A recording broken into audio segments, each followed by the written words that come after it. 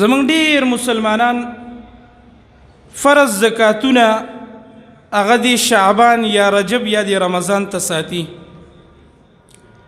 په دې رمضان کې لږ لږ زکات ورکوي په دې نیت باندې چې ګینې په دې رمضان کې د زکات اجر ډیر دی.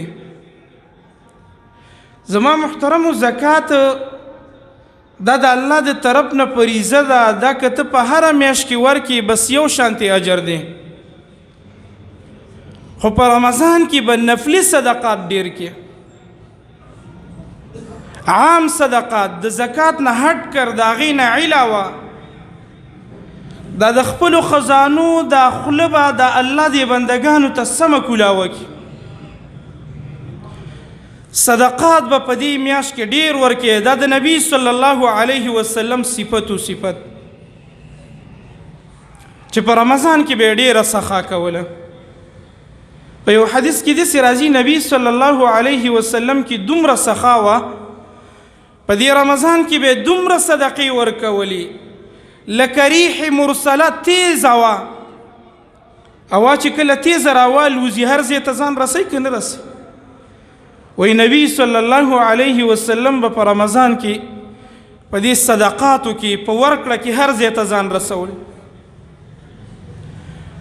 پته نشته دی زمونږ د مسلمانانو د مال سره دومره ډیره مینه چې د فرضي زکات سره دا چل ولکو چې په رمضان کې ورکو چې هغه نفلي صدقاتو نه ځان بچ کړو.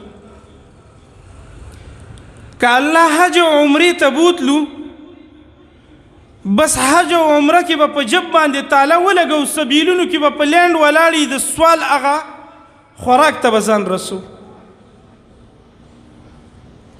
زما د خبرو مقصد دا نه دی چې ګینې دا به حرامي، خو چې تعالی الله دومره توفیق درکړی دی په روژه کې لاړې، عمرې ته لاړې، حج ته لاړې، په لکاو روپۍ دې ولګولې، یو لک دې نور هم ولګېږي، په حرم کې سخا وکړه.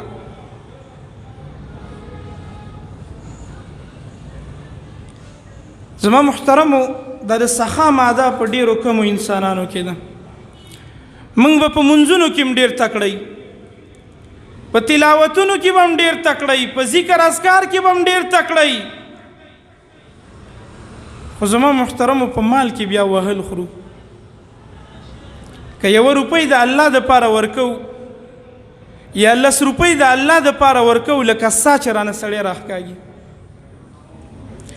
نو نبی صلی الله علیه وسلم به بخل ډیر بدی راتلل. دا وجه و چې نبی صلی الله علیه وسلم د بخل نه پناه غوښتې ده. د نبی صلی الله علیه وسلم صفت د سخا او سخا ورکړه